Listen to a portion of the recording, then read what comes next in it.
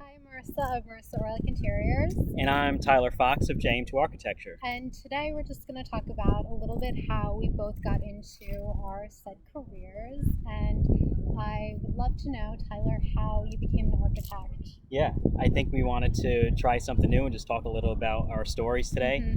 I think mine's a little interesting because I was introduced to architecture kind of by accident.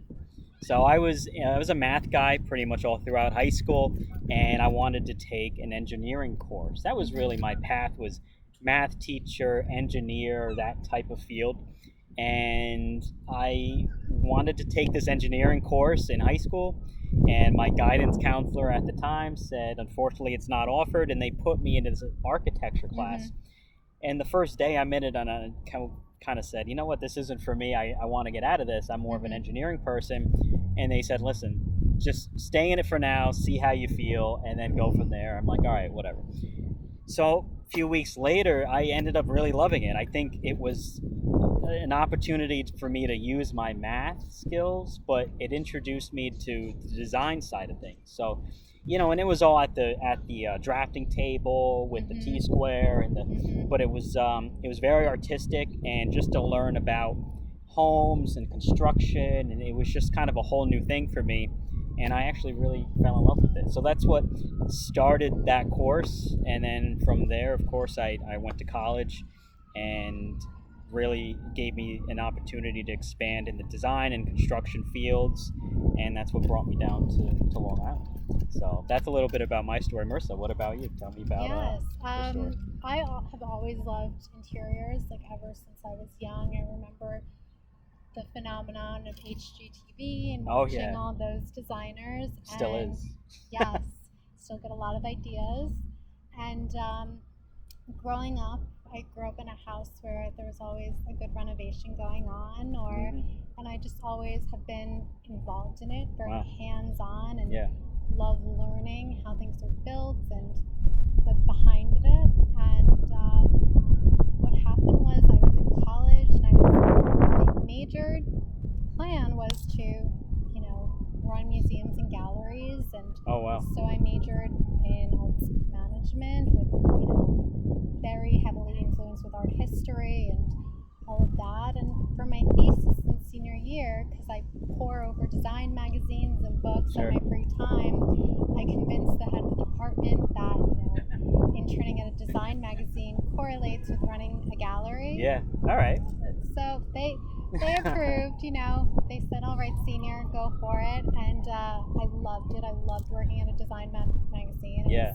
Was so interesting, researching trends and planning new issues and everything. And then after I graduated, I just started working with people. I just Right. started working at furniture stores. I started working for a kitchen and bath person. Got into window treatments, and then I was out of state working a job at a furniture store, and decided that, I really want to hone in on this more. I really want Right. to know more about this field. So I came back to the island, went back to school for interior design, and then just started working and started interning at places, and then working for people, and then a couple of years ago opened my own business, and it's been Wow. going ever Yeah. since. So That's great. And that's kind of maybe not necessarily the traditional path.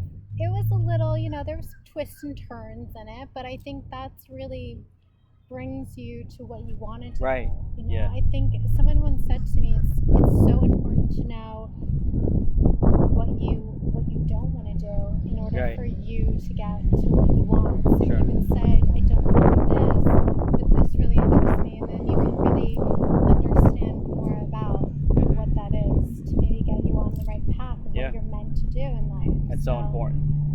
That's great. And that goes beyond really so many things other than just work, but to understand what you don't want sometimes leads you to where you really should be. And to start your own business too, and to have that really successful is really special as well. Yeah, and I never thought that would happen. Right. Things, I never thought that I would own my own business. Yeah. It just kind of, that wasn't the plan. Yeah.